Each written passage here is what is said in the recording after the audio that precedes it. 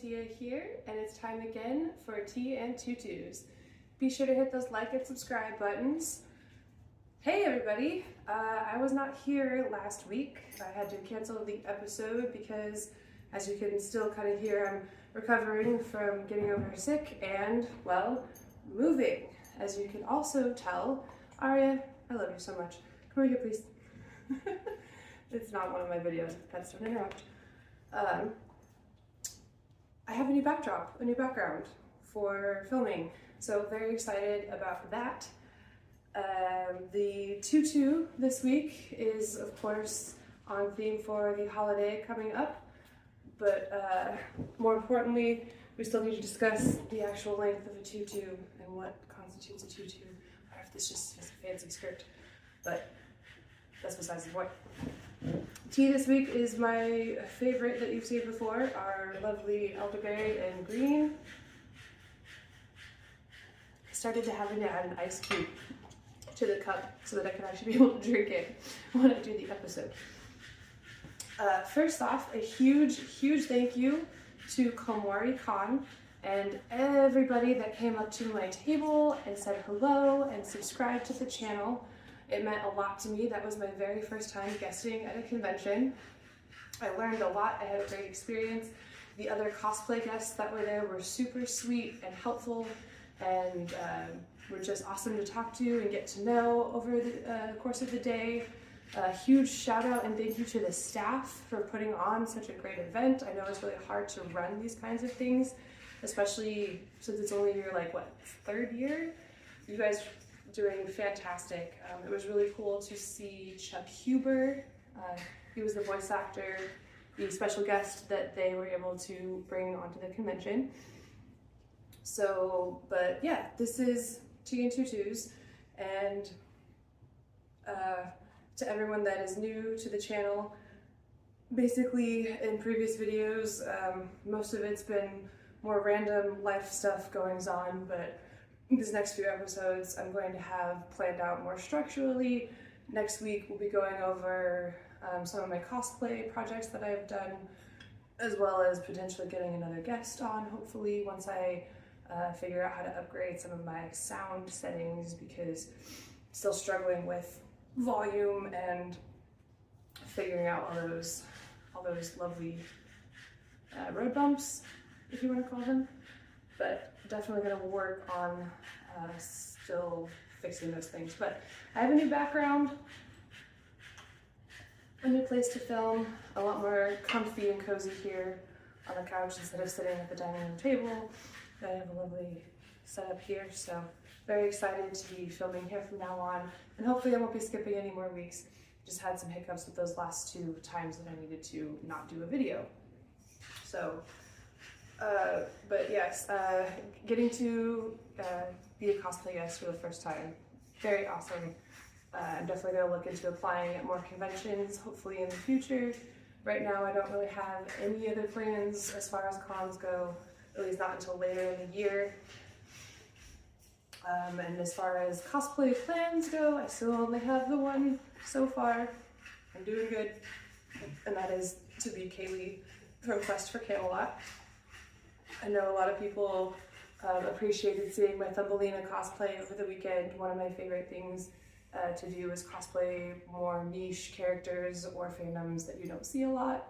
Not that I don't like doing those big names, especially with all of my One Piece cosplays.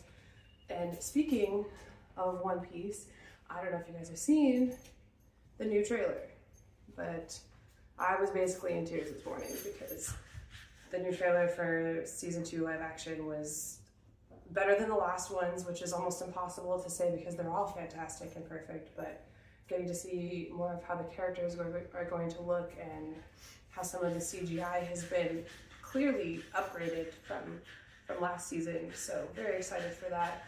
There might be some more Nami cosplays perhaps in the works for that, maybe even Robin. I know that I had my eye on a wig for Vivi and potentially one of a few of her outfits, so obviously more room for One Piece cosplays. So maybe my plan for just the one cosplay to make this year might change.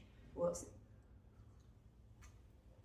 Aside from that, not much else going on after moving.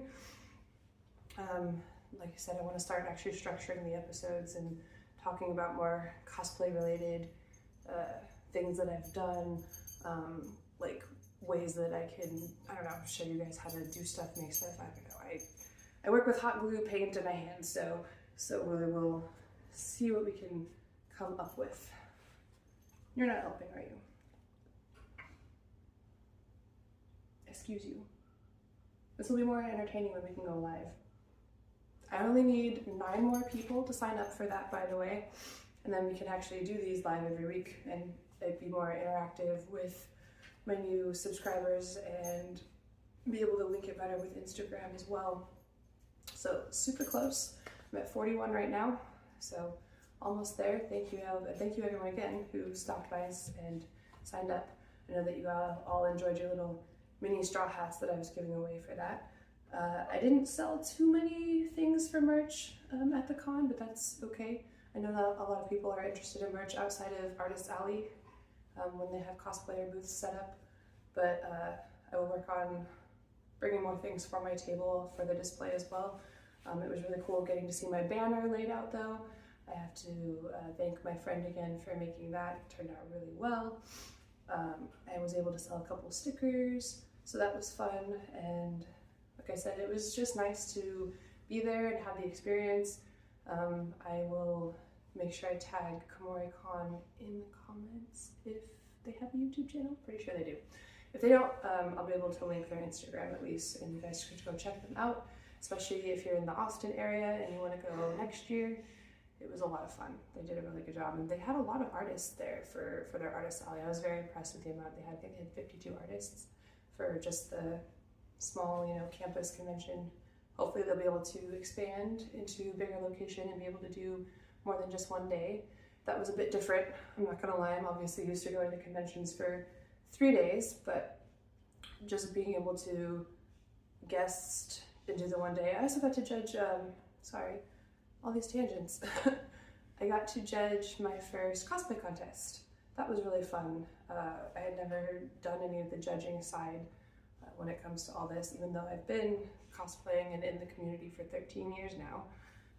But I helped judge the showmanship part of the cosplay contest, not the craftsmanship, because I feel I need to learn a bit more when it comes to those types of things, because I know that judging can be difficult, especially when you've got so much talent in front of you. But it was really cool to be able to judge the contest, and everybody who entered had amazing cosplays and showed off their stuff. It was really cool. So I definitely look forward to more judging experience in the future, hopefully. What are we at for time? 8 minutes. See, this is also why we need to get me up those subscribers, those last few, so I don't have to worry about I don't have to worry about episode length anymore. It's better if I go over 10 minutes than it is if I stop under 10 minutes, if that makes sense.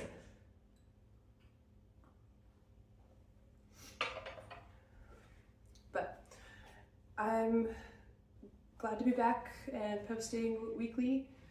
Be sure to check out KomoriCon, my Instagram, and I will see if the other cosplay guests have a YouTube channel so I can make them here as well. And just keep looking for more stuff here. Like I said, I'll start structuring the episodes, and I've said that in previous videos, but now that things are different and in a better spot, I can actually structure things, and we can get to like crafting and explaining like how I made cosplays and all that good stuff, even some tutorials and all that fun jazz. So thank you again for everyone joining the channel, and I will see you guys all next week. And then it doesn't work. I'll see you guys next week.